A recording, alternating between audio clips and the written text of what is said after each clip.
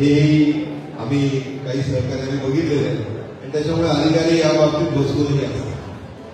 कारण ज्यावेळेस माणूस सर्व असतो, साधा असतो, त्यावेळेस जसं मागाशी महेशने आपल्याला सांगितलं की कोणी त्याला गृहीत धरता कामा नये आणि त्याच्यामुळे ज्या वेळेस केळकर साहेब त्यांचं रुद्र अवतार घेतात, मग ते आयुक्त असतील, त्या तिकडे कोणी सचिव असेल किंवा त्या तिकडे कोणी मंत्री असेल, ज्यावेळेस सर्वसामान्यांच्या प्रश्नांना आपल्याला आवाज द्यायचा आहे, ज्यावेळेस सर्वसामान्यांचे प्रश्न सोडवायचे आहेत, त्यावेळेस कुठल्याही परिस्थितीत ते प्रश्न सुटले पाहिजे, याच्यावर अन्याय होते, त्याला न्याय भेटला पाहिजे. या भूमिकेमध्ये माननीय केळकर साहेबांच्या माध्यमाने सतत काम करताना मी बघितलेलं आहे. आणि त्याच्यामुळे त्यांच्या कामाच्या माध्यमानेच खऱ्या अर्थाने त्यांनी जनसेवक ही पदवी मिळवली आहे. आणि आपण मगाशी त्यांना कामगार हृदय सम्राट म्हटला, पण खऱ्या अर्थाने केळकर साहेबांचा स्वभाव बघता मी जेवढं त्यांना बघितलं तर ते कामगार मित्र म्हणून त्यांना बोलवलेलं जास्त अभिप्रेत राहील असं मला वाटतं. आणि त्याच्यामध्ये आपलेपण आहे, एक मायेचा ओलावा आहे आणि त्याच्यामुळे ज्यावेळेस आपण मोठे शब्द जोडतो त्यावेळेस माणूस दूर होतो. अशा शब्दांच्या माध्यमाने खरं तर त्याच्या कार्याच्या माध्यमाने हे सगळी पदक कमवलेली आहे. अंत्योदयाचा खऱ्या अर्थाने वारसा घेऊन आणि अंत्योदयाच्या विचाराचाच वारसा घेऊन सातत्याने माननीय केळकर साहेब काम करतात आणि त्याच्यामुळे प्रत्येक व्यक्ती ज्याच्यावरती समाजामध्ये अन्याय असेल, प्रत्येक निराधार व्यक्तीचा एक आधार म्हणून नेहमीच माननीय केळकर साहेब काम करत असतात. या सगळ्या दृष्टिकोनाने काम करत असताना महापालिकेचे कर्मचारी आहेत, त्याचबरोबर आपण बघितलं तर जसं मी मगाशी सांगितलं की अंत्योदयाचा विचार घेऊन व्यवस्थित चालतात, तर फूड पॉलिशवाल्यांची संघटना असेल, त्याचबरोबर प्राथमिक शिक्षकांची संघटना असेल, त्याचबरोबर किल्ले संवर्धन करणाऱ्यांची जी संस्था आहे, असे अनेक क्षेत्र आहेत ज्याच्यामध्ये वोट बँक बघितलं नाही, पण आपण काहीतरी समाजाला दिलं पाहिजे. समाजाच्या दृष्टिकोनाने आपल्याला काहीतरी देणं आहे, पुढच्या पिढीला आपल्याला काहीतरी देणं आहे, पुढच्या पिढीला विचारांचा वारसा दिला गेला पाहिजे. या दृष्टिकोनाने माननीय केळकर साहेबांनी अहोरात्र त्यांचं काम चालूच ठेवलं आणि त्याच्यामुळे फक्त या सगळ्यांपुरतंच नाही तर जेलमधले असलेले जे कर्मचारी आहेत किंवा त्या ठिकाणी असलेले प्रत्येक व्यक्तीला माणसासारखी वागणूक भेटली पाहिजे. याही दृष्टिकोनाने माननीय केळकर साहेबांनी असे अनेक क्षेत्र आहेत. म्हणजे असं मी आपल्यासमोर पाडा वाचत घेतलं तर अजून मला वाटतं 7-8 तरी सहज वाचू शकतील. त्याच्यामुळे प्रत्येकाचा एक हक्काचा घर म्हणून किंवा हक्काचा एक व्यक्ती म्हणून माननीय केळकर साहेबांच्या माध्यमाने न्याय मिळवण्याचं काम आपण सगळेजण करतायत. आज खरं तर कर्मचारी संघटनेच्या माध्यमाने 2 मागण्या माझ्यासमोर मांडलेल्या आहेत. आपल्याला आवर्जून सांगतो की या दोन्ही मागण्या अधिवेशनाच्या काळामध्ये जर कोण मांडली नसतात, त्यापूर्वी आपल्या जे संबंधित याच्यामध्ये अधिकारी असतील, मंत्री असतील, याच्या माध्यमाने याचा पाठपुरावा कधी नसता आपल्या या बैठकीच्या माध्यमाने, आपल्या या मेळाव्याच्या माध्यमाने आपल्याला आश्वासित करू इच्छितो. कारण कर्मचारी हा निश्चितपणे महापालिकेचा कणा आहे आणि हा कणा जिथपर्यंत मजबूत आहे तिथपर्यंत महानगरपालिकेचा हा डोलारा उभा राहू शकतो. जर हा कणा वाटला तर महापालिकेलाही ढासळायला वेळ लागणार नाही. त्याच्यामुळे आपल्या सगळ्यांचे प्रश्न मांडणं हे आमचं प्रथम कर्तव्य आहे असं मी मानतो. आवर्जून मला या कार्यक्रमाला बोलवल्याबद्दल गुरुजी आपल्याने आपल्या सर्व सहकार्याचा मनापासून आभार व्यक्त करतो आणि थांबतो. धन्यवाद. जय हिंद. खूप खूप धन्यवाद साहेब. आपलं मार्गदर्शन नक्कीच आम्हा सर्वांना या ठिकाणी लाभेल.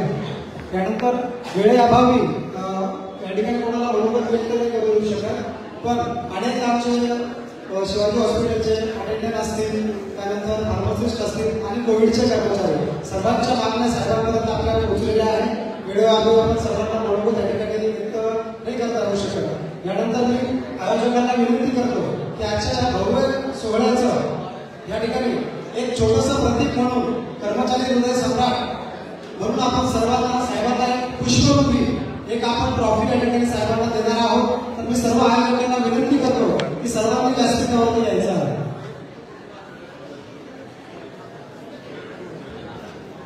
तत्पूर्वी सुरक्षा विभागातर्फे पुष्पगुच्छ देऊन या ठिकाणी साहेबांचा सत्कार करण्यात येणार आहे.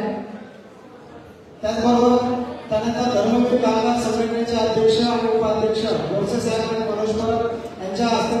तासासाठी सत्कार करतील. सर्व सुरक्षा विभाग, आपल्या सुरक्षा विभागाचे अनेक महिलांचे प्रश्न होते. साहेबांच्या आदेशाने महिला समन्वय अशा हे पद या ठिकाणी महापालिकेत पहिल्यांदाच निर्माण करण्यात आलं. हे देखील आपल्या सर्वांसाठी खूप महत्वाचं आहे. सर्वांनी एकत्रित सत्कार करावा असं मी विनंती करतो. ज्यांना त्याचं पुष्पगुच्छ द्यायचा आहे त्यांनी सर्वांनी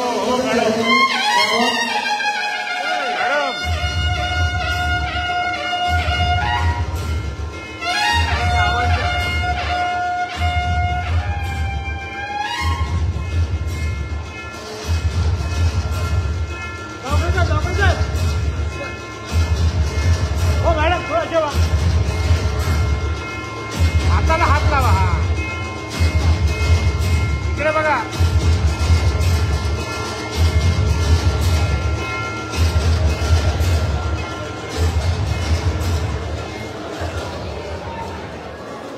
यानंतर आमच्या शिवाजी हॉस्पिटलचे या ठिकाणी ज्या नर्सेस आहेत, साहेब ड्युटीमुळे सभेत असल्यामुळे त्यांना थोडा यायला उशीर झाला. एक तर त्यांचं प्रातिनिधिक स्वरूपात छोटंसं निवेदन आपण स्वीकारावं असं मी विनंती करतो. सर्व शिवाजी हॉस्पिटलच्या कॉन्ट्रॅक्ट परिचारिका आहेत ते निवेदन देत आहेत.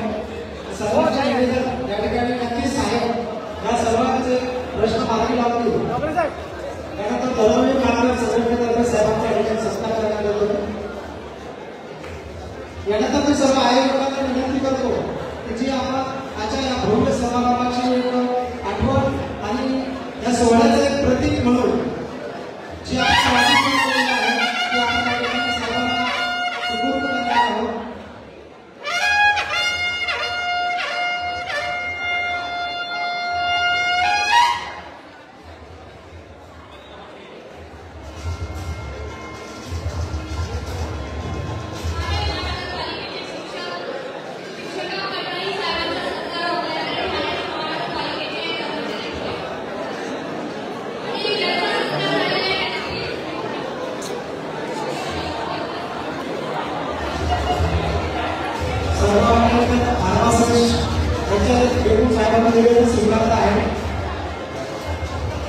यानंतर छत्रपती शिवाजी महाराज रुग्णालयातील सर्व कर्मचाऱ्यांतर्फे साहेबांना एक जगदंबा मातेची या ठिकाणी प्रतिमा या ठिकाणी भेट देण्यात येत आहे. ही भेट आपण सर्वांना भेट द्यावी. ज्यांनी सत्कार आहे तो कृपया या ठिकाणी एक आजच्या कार्यक्रमाचं प्रतीक म्हणून चिन्ह देण्यात येते साहेबांना.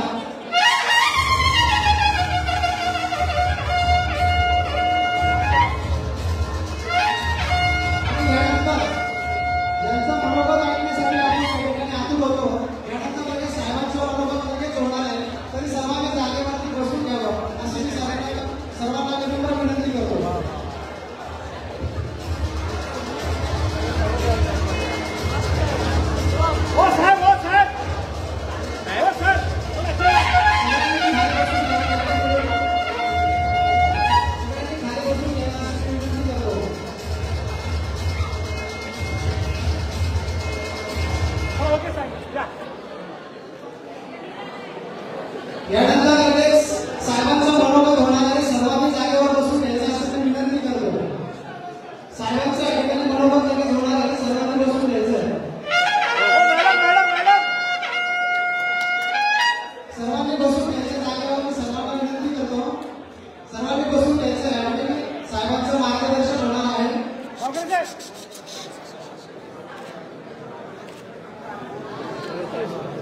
सगळ्यांचे निवेदन पोहोचलेले आहे. मी सर्वांना विनंती करतो की सर्वांना ठिकाणी पोहोचून द्यायचं आहे.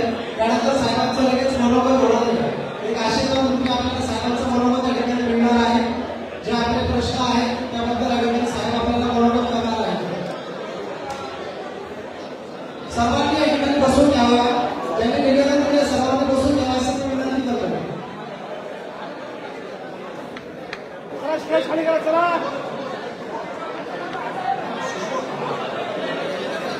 बाकी कोणाला निवेदन करायचं असेल तर साहेबांच्या मनोगतानंतर आपण देऊ शकतो. सर्वांनी कृपया बसून घ्यायचं असं मी विनंती करतो.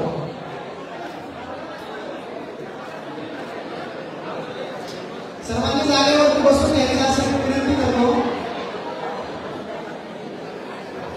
लगेच आपण साहेबांचं मनोगत ठिकाणी साहेब आपल्याला मार्गदर्शन आणि मनोरंजन देतील. सर्वांनी जागेवर बसून घ्या असं विनंती करतो.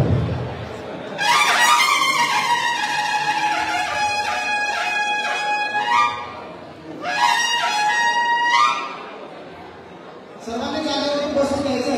आता व्यासपीठावरती सत्कारासाठी वगैरे कोणी येणार आहे. साहेबांच्या मनोभावानंतर आपण बाकी सत्कार वगैरे आपण करणार आहोत. सर्वांनी कृपया सर्वांनी जागेवर बसून घ्यायचं आहे. कृपया सर्वांनी जागेवर बसून घ्यायचं आहे. त्यानंतर साहेबांचं अनमोल असं मार्गदर्शन आपल्याला लागणार आहे.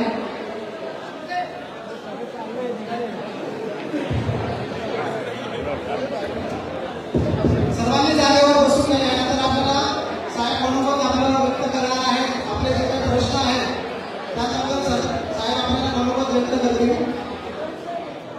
सर्वांनी जागेवर बसून घ्यायचं. बाहेर कोणी जाणार नाही. सर्व जागेवरती बसून घ्यावं असं मी सर्वांना विनंती करतो.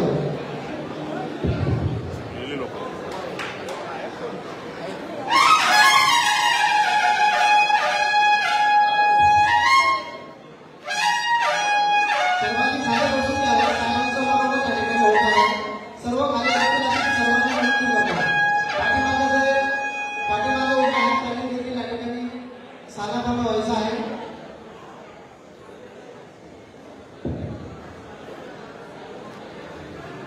सर्वांनी जोरदार टाळ्या वाजवायच्या एकदा साहेबांसाठी.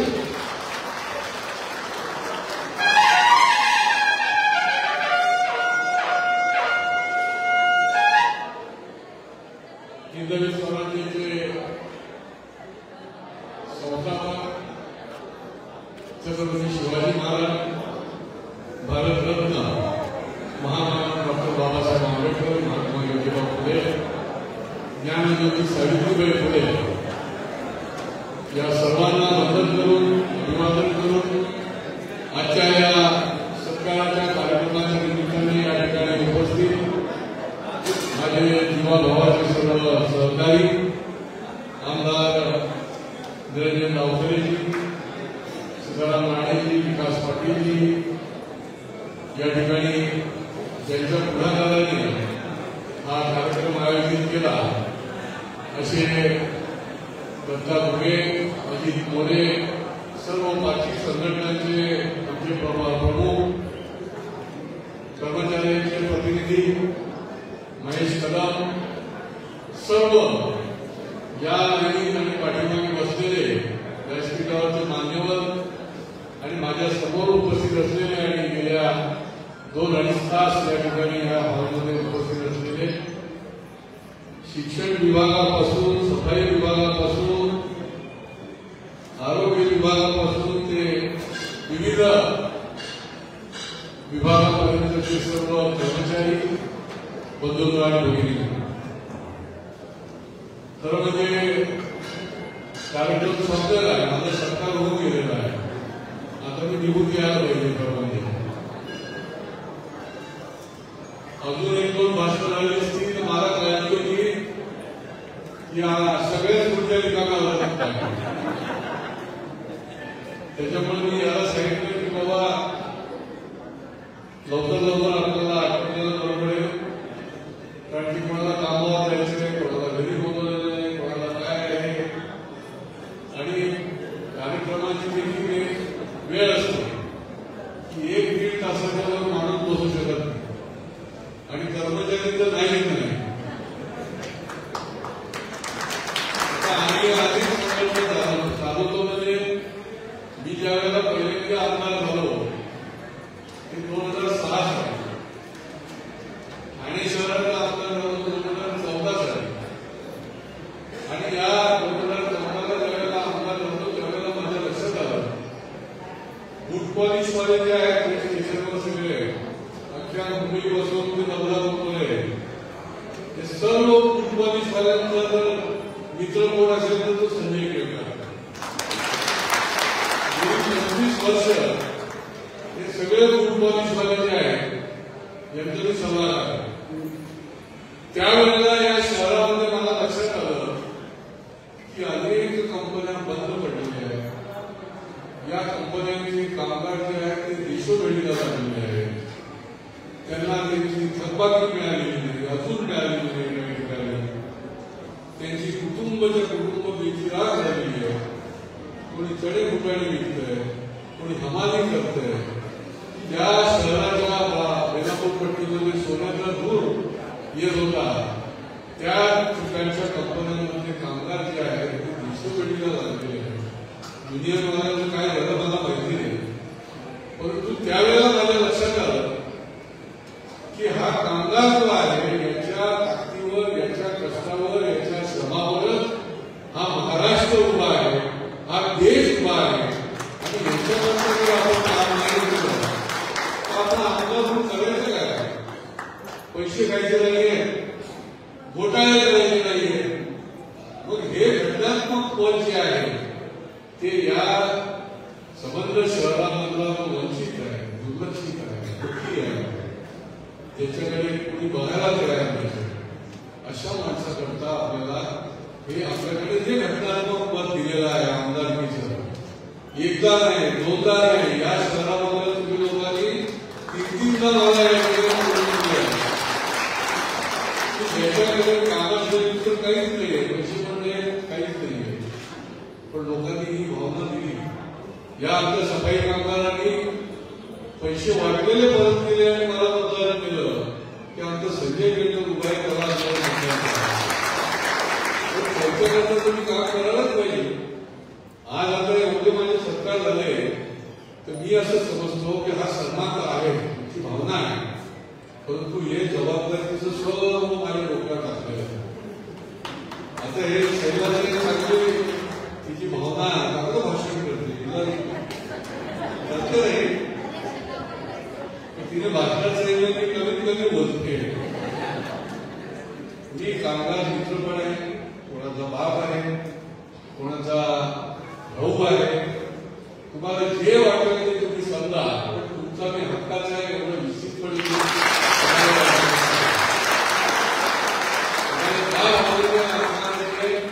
त्या भावनेने फक्त साहेब म्हणू नका, बॉस म्हणू नका. मी या शहरामधल्या लोकांचा बॉस नाहीये, मी जनसेवक आहे आणि या शहराच्या आणि म्हणून या संबंध महापालिका क्षेत्रात माझ्या लक्षात आलं. आता या आमच्या भगिनी इथे आहे, आता बऱ्याच वेळा ड्युटीवर गेल्या काय, बऱ्याच जणी गेल्या असतील, घरी पुढे स्वयंपाक पाणी करायचंय, घरचे वाट बघताय, इथे किती वेळ बसायचं. तर यांना देखील मला आश्चर्य वाटलं की एवढ्या भीतीयुक्त वातावरणामध्ये ही माणसं राहत आहेत.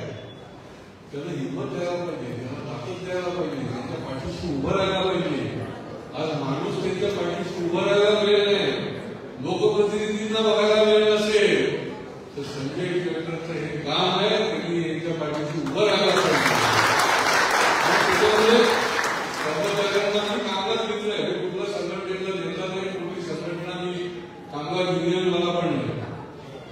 कारण की कुठल्या युनियनने ज्या वेळेला काम केलं नाही त्यावेळेला पैशा कंपनी जेव्हा अडचणीत होती त्यावेळेला मी त्यांचा कामगार मित्र म्हणून उभा राहिलो. आज एक कामगाराला पैन पै त्यांची थकबाकी 20 वर्षानंतर मिळवून देण्याचं काम केवळ मी नाही, सरकार आहे. आम्हाला अजून मोठी टीम लागेल तुमच्या पाठीशी उभी करण्याकरता, तर त्याला मिळून दिली नाही तर कोणी बघायला तयार नव्हतं, कोणी म्हणजे कोणी त्यांचं ऐकायला तयार नव्हतं. मोफतलाल कंपनी आहे, मोफतलाल कंपनीचे लोक 3,500 आज 1,500 लोकांचं निधन पण झालं. परंतु आज इथपर्यंत त्यांना मी आणून ठेवलंय की त्यांची जागा जर कोणी विकत घेतली, 120 एकर जागा जी आहे ती 3 वेळा त्याची जाहिरात करून देखील त्याचे पैसे मिळाले, कोणी आलं नाही घ्यायला. ती ज्या दिवशी घेतली जाईल त्या दिवशी प्रत्येक मोफतलाल कामगाराला त्याचे पैसे मिळालेले असतील. आता हे दोन्ही शिलेदारांचे भारी आहे. बाकीचं राहिलं मला मतदारसंघाचं काम बाजूला, हे सकाळ झाली की दोघं माझ्या तुम्ही यांना कॉम्प्लिमेंट द्या आणि या हॉस्पिटलच्या करता या समोरच्या रांगेत बसल्याच ना सगळ्या यांना कॉम्प्लिमेंट द्या. कारण की शेवटी दुःख कुठेतरी व्यक्त केलं पाहिजे. ते दुःख जे आहे ते कोणीतरी ऐकलं पाहिजे. ऐकायला पण माणूस नाही, सोडवायला तर नाहीच नाही. अशा परिस्थितीमध्ये कसं माणसाने जगायचं? मग ब्लड प्रेशर आणि तुमच्या याच्या गोळ्या ते वाढणारच ना, शुगरच्या गोळ्या. ते ह्या कमी होण्याकरता मी हे काम करतोय, एवढं लक्षात ठेवा. मला काय नेता होऊन मला काय मोठं ज्याला म्हणतोय की कुठलं मोठं पदक मिळवायचं नाहीये. परंतु हे जे दुःख आहे मित्रांनो, हे दुःख हे काय असू शकतं हे तुमच्यासारखं मी देखील अनुभवतो. मी देखील एका कंपनीमध्ये पॅकेज डिपार्टमेंटला काम केलेला कार्यक्रम. परंतु हे दुःख जे आहे ते कुठे ना कुठे हटवायला पाहिजे. आणि या शहरामधल्या लोकांनी मला एक घटनात्मक पद दिलंय.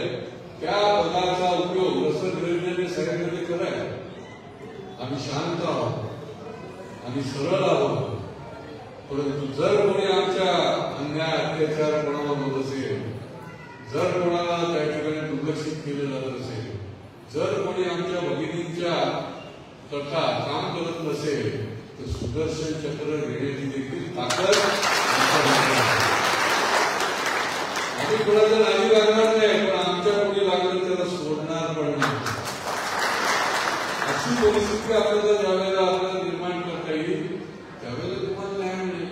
माझ्याकडे अनेक कर्मचारी फोटो घ्यायला पण थांबत होते. तर म्हटलं जे माझ्याबरोबर फोटो घ्यायला तयार नाही त्यांचं कशाकरता मी काम करायचं? मी त्यांच्या ठामपणे पाठीशी उभा असून देखील हे सगळं भय जे आहे ते आपल्याला घालवायला लागेल. जिथे जिथे अन्याय अत्याचार आहे, जिथे जिथे त्रास आहे, जिथे जिथे आपली अवहेलना आहे, जिथे जिथे आपला सन्मान नाहीये, त्या सन्मान कामगार असो, चतुर्थ श्रेणीतला असो, त्याच्या सन्मानाकरता मी निश्चितपणे आमच्या सहकार्यांना बरोबर घेऊन तुमच्या पाठीशी उभं राहण्याकरता. आज अधिकारी लोक कर्मचाऱ्याला समोर उभं करत नाही. हॉस्पिटलमध्ये डीन असेल किंवा कोणी त्या ठिकाणचे प्रमुख असेल तर आमच्या भगिनीचं ते ऐकायला तयार नाही, कदाचित लागणार नाही. हे आम्ही सहन करणार नाही. ही देखील माणसं आहेत, कष्टकरी आहेत, प्रामाणिकपणे काम करत आहेत. त्यांना सन्मानाने वागणूक जी मिळालीच पाहिजे. ती जर मिळत नसेल तर मी त्यांना सोडणार नाही. माझ्याकडे सर्व प्रकारची आयुध आहे. आता मी तुम्हाला सांगतो की आज मला कौतुक एवढं वाटतंय की गेल्या अनेक वर्षांमध्ये मला एवढा मोठा मेळावा तुमचा झाला नसेल. काय वाटतंय काय कळलं नाही. आणि सगळे माझी हे विचारे हायलेरिया आणि ते सगळ्या संघटनांचे पण लोक जे आहेत ते या ठिकाणी उपस्थित आहेत. याचा अर्थ तुम्हाला दुःख आहे, तुम्हाला प्रश्न आहे. हे प्रश्न कोण सोडवेल हे मोठं प्रश्नचिन्ह आहे. कोण सोडवणार? आणि या प्रश्नचिन्हाला उत्तर जर आमच्या सरकारने दिलं नाही आणि आमच्या सरकारने जर त्याच्यामध्ये जरी आम्ही मिळेल नसला तरी देखील त्याच्यामध्ये लक्ष घातलं नाही तर मग आम्ही कशा करणार? सामान्य माणसाला आम्ही धनी लोकांचं काम एक वेळ करणार नाही.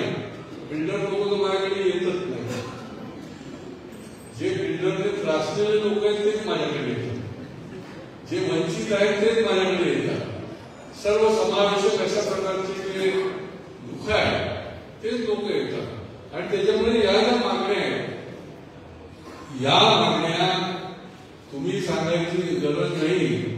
स्वतः आम्ही त्याच्या पुढच्या ज्या काही मिटिंग असतील त्याचा पाठपुरावा असेल. आता आमचे सफाई कामगार आहेत, मला महाराष्ट्रभरातून फोन आले. मी कृतकृत्य झालो की याचं दुःख हक्क केलं मी. याचा वारसा हक्क जो आहे तो वारसा हक्क हिरावून घेतला गेला होता. तो प्रत्येक कर्मचाऱ्याला मिळाला पाहिजे. जो घाणीत काम करतो त्याला मिळाला पाहिजे. आता फायदेच्या लोकांचं पण मला घ्यायला लागेल. 3 मार्च माणूस देखील दुःखी आहे. त्याला देखील आरोग्याच्या तक्रारी ज्या आहेत ज्या ठिकाणी तो काम करतो त्या आहे आणि त्याच्यामुळे त्याला देखील याच्याबरोबर जोडला पाहिजे. सरकारला घराघर आव्हान लागेल आणि ते देखील आंदोलनाचं काम हे निश्चितपणे आपण करणार आहोत. सरकार आमचं असो किंवा नसो, जो अन्याय असेल, ज्या कर्मचाऱ्यावर अडचण असेल तर त्याच्याकरता ठाम उभं राहण्याचं काम जे आहे ते आम्ही पुढच्या काळामध्ये देखील निश्चितपणे करू. आज आता या ठिकाणी याला मी घाईघाई केली त्याच्यामुळे शिक्षण सेवा कंत्राटी कामगार आहेत, कंत्राटी कर्मचारी आहेत, कोविडचे आहेत, शैक्षणिक विभागामध्ये जे 15-15 वर्ष काम करत आहेत ठोक पगारावर, त्यांना या ठिकाणी अपॉइंटमेंट करण्याचे आहे. हे सगळे विषय जे आहेत ते एक सगळे विषय काही मी काय परमेश्वर नाही की काढली फिरवली की त्याला एक स्टेप बाय स्टेप आपल्याला जे जायला लागतं ते आहे. पण सफाई कामगारांचा वारसा हक्काचे जे या शहरामध्ये प्रलंबित आहे, माझं कालच बोलणं झालंय अधिकाऱ्यांशी, याची सगळ्यांचे कागद तयार करणं चालू आहे आणि पुढच्या महिन्याभरामध्ये हे सगळे 400 ते 400 लोकांचं या ठिकाणी पुढच्या काळामध्ये काम होईल, वारसा हक्काचं पूर्ण होईल.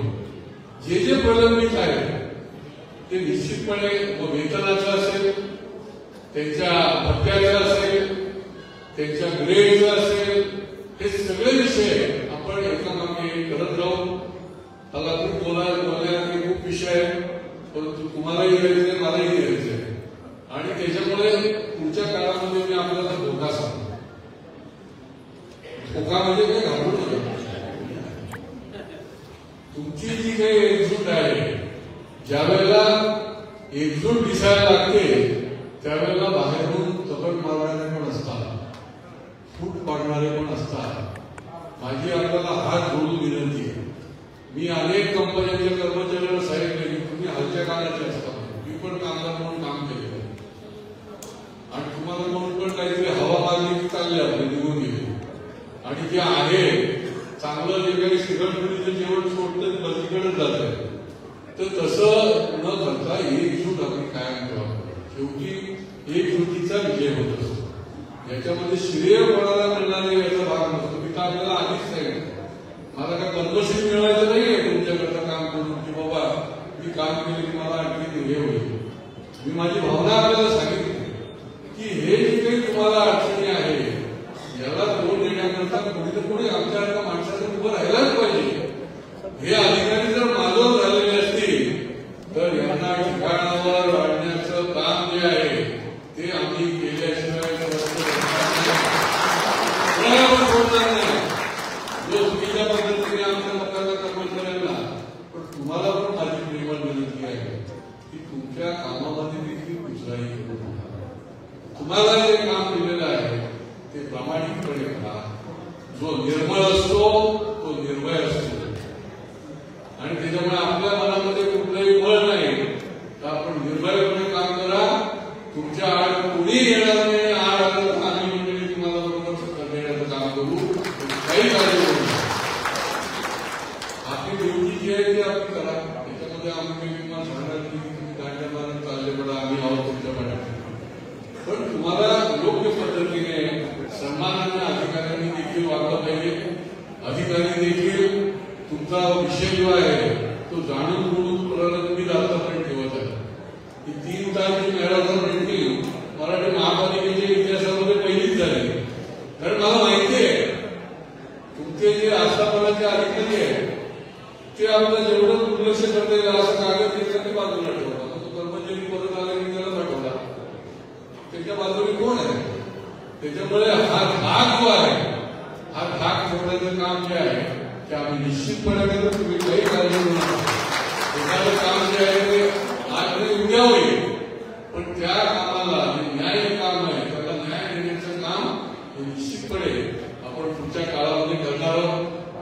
खरं म्हणजे मी कृतज्ञता व्यक्त करतो की आपण एवढ्या सगळ्यांनी आपलं प्रेम व्यक्त केलं, आपल्या भावना व्यक्त केल्या. माझ्याबद्दल, आमच्या सहकार्यांच्या बद्दल देखील आपण भावना व्यक्त केली आणि त्याच्यामुळे आमची जबाबदारी वाढली. कारण की ही सगळी तुम्ही आमच्यावर एक प्रकारे विश्वास टाकले.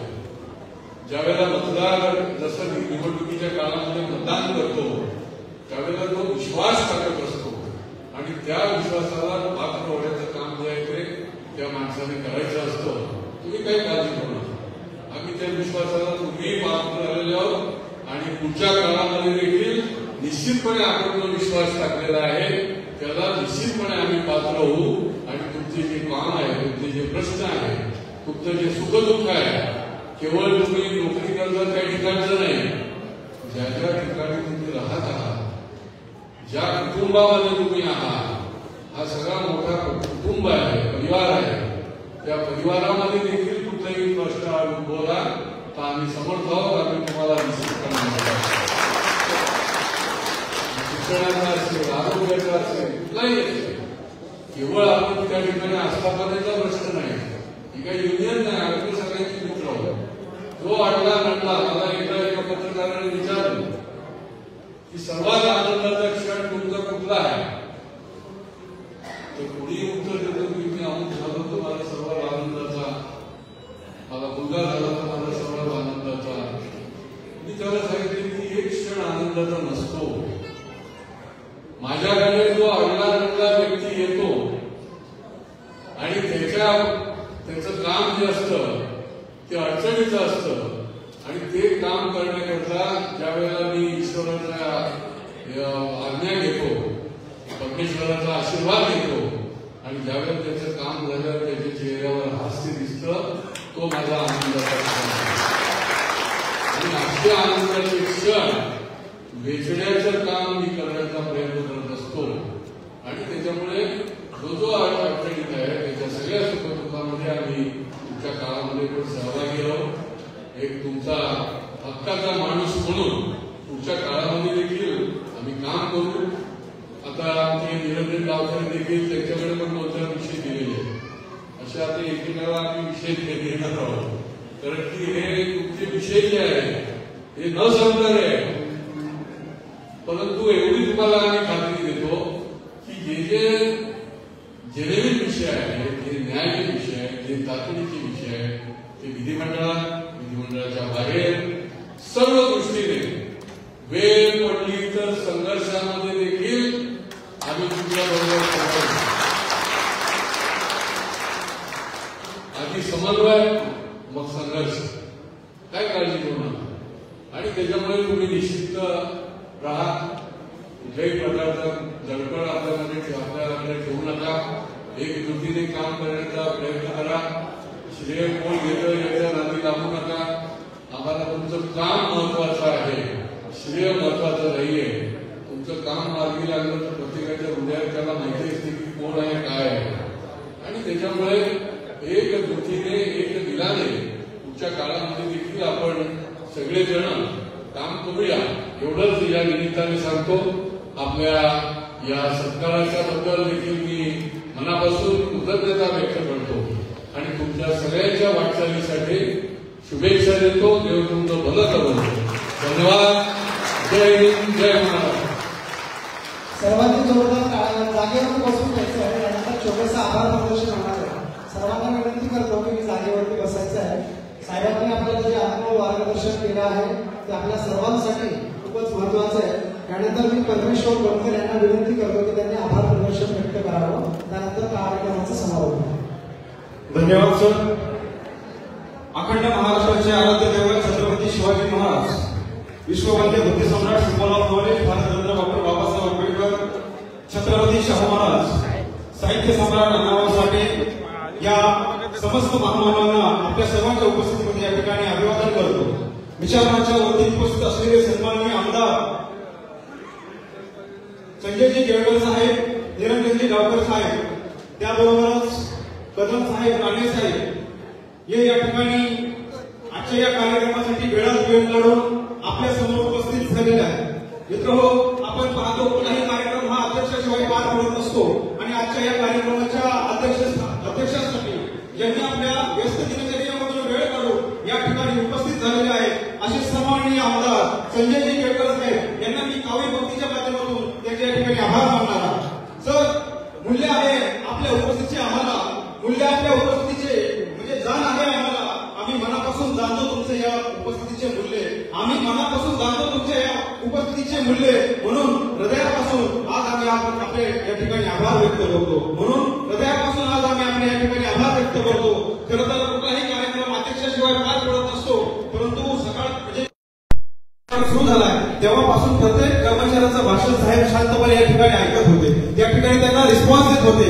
असा आमदार खरोखर कर्मचाऱ्यांना लाभणं अशक्य आहे. मित्रहो, आपण अनेक कार्यक्रम बघितले असतील, अनेक स्टेज बघितले असतील, परंतु कर्मचारी आणि नेता कधीही जवळ बसलेला स्टेज आपल्याला महाराष्ट्रामध्ये कुठेही पाहायला येत नाही, परंतु ते चित्र आज आपल्याला ठाण्यामध्ये पाहायला मिळते की एका आमदारांच्या एक घटनात्मक पदाच्या बाहेर आपल्या कर्मचाऱ्यांना बसण्याची संधी या ठिकाणी उपस्थित झालेली आहे. हे काही साधं सुद्धा योगदान नाही, खरं तर हे कर्मचाऱ्यांसाठी खूप मोठी अभिमानाची गोष्ट आहे.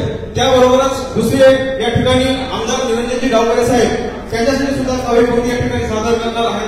साहेब, ऋणी आहोत आम्ही आपले देतो शब्द सुमनांचा उपहार, ऋणी आहोत आम्ही आपले देतो शब्द सुमनांचा उपहार, अनमोल वेळ दिलात आम्हासाठी, आज मानतो आपले आभार. त्याबरोबर कुठलाही कार्यक्रम यशस्वी होण्यासाठी प्रत्येक व्यक्तीने काही ना काहीतरी योगदान देणं गरजेचं असतं. प्रत्येक कार्यक्रम यशस्वी होण्यासाठी प्रत्येक व्यक्तीने काही ना काहीतरी योगदान देणं गरजेचं असतं. असेच या कार्यक्रमासाठी ज्यांनी योगदान दिलेलं आहे त्यांच्यासाठी सुद्धा एक काव्यपंक्ती या ठिकाणी सादर करणार आहे.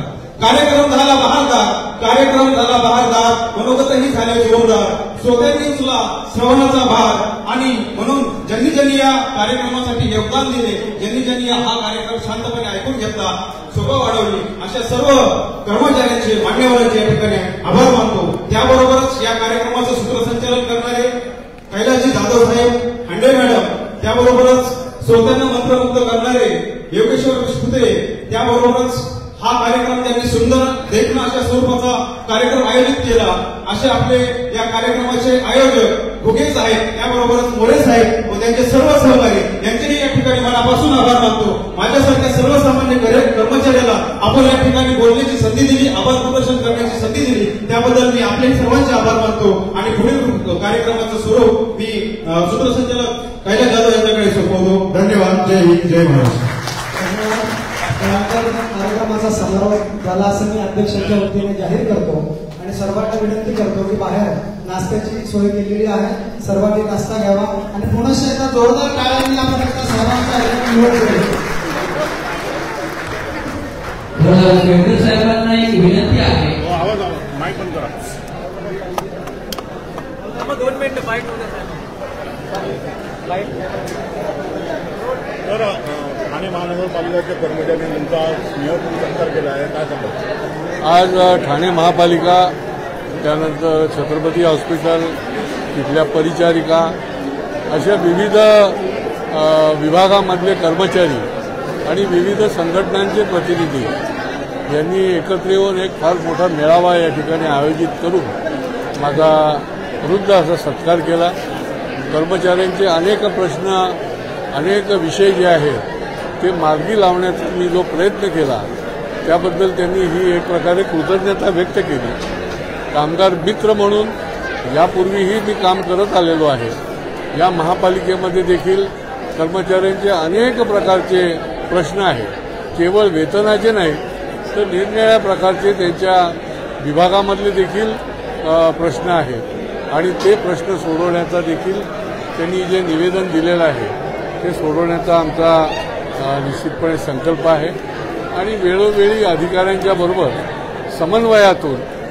समन्वयातून नसतील सुटत तर संघर्षातून त्यांचे जे न्याय्य प्रश्न आहेत ते पुढच्या काळामध्ये देखील सोडवण्याचा माझा कयास आहे, संकल्प आहे आणि ते निश्चितपणे मी सोडवणार आहे. सर, आपने एक वक्तव्य किया कि 7वां वेतन आयोग हो या कर्मचारियों की कोई भी समस्या हो, उसको लेकर अगर कोई जोर जबरदस्ती होती है या अनदेखी होती है, उसकी सुनवाई नहीं होती, तो आपके पास जो लोग आएंगे उनके लिए भी सुदर्शन चक्र चलाने का हमारा वो काम ही है. अगर कोई न्याय दे नहीं रहा है तो उसके खिलाफ में जो न्याय कायदे से जो लड़ना है वो लड़ने का हमारा हक भी है. और हमने उनको आश्वासित किया है कि हमें जो एक विधायक करके पद है उसका हम पूरा उपयोग जो है वो उनके पीछे खड़े करेंगे.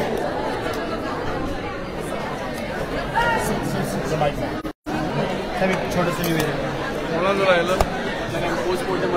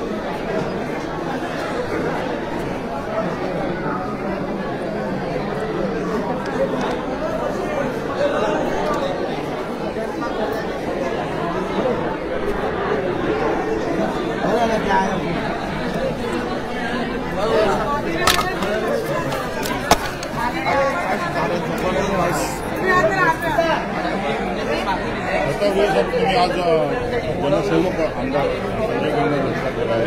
काय याच्यामध्ये तुमची भावना आहे? यामागे आमची एकच भावना होती की सर्व कर्मचाऱ्याचे ठाणे महापालिकेचे सर्व विषय साहेब हे अतिशय काळजीपूर्वक वाचतात, निवेदन घेतात आणि ते विषय मार्गी लावतात. हा एकमेव हेतू होता की सर्व विषय साहेब ठाणे महापालिकेतल्या कर्मचाऱ्यांचे पूर्ण करतात. त्यामुळे आमच्या मनात कर्मचाऱ्यांच्या हृदयामध्ये एक भावना होती की साहेबांचा सत्कार केला पाहिजे आणि पूर्ण महाराष्ट्रामध्ये सफाई कर्मचाऱ्यांचा वारसाचा प्रश्न एक तो निस्तारला आहे. त्यामुळं त्याच्या संदर्भात एक सत्कार घ्यायचा होता. त्यामुळं आम्ही हे सत्कार आयोजित केला आणि ह्या सत्काराचं रूपांतर एक मेळाव्यामध्ये झालेलं होतं. एवढे तुमचे प्रश्न विविध प्रश्न तुमचे प्रलंबित आहेत. केसरी साहेबांना काय म्हणले? एवढे तुमचे विषय अजून प्रश्न प्रलंबित आहेत, तुम्ही आज केसरी साहेबांकडेच जात आहे, काय कारण आहे? साहेब वेळोवेळी सर्व कर्मचाऱ्यांना वेळ देत असतात.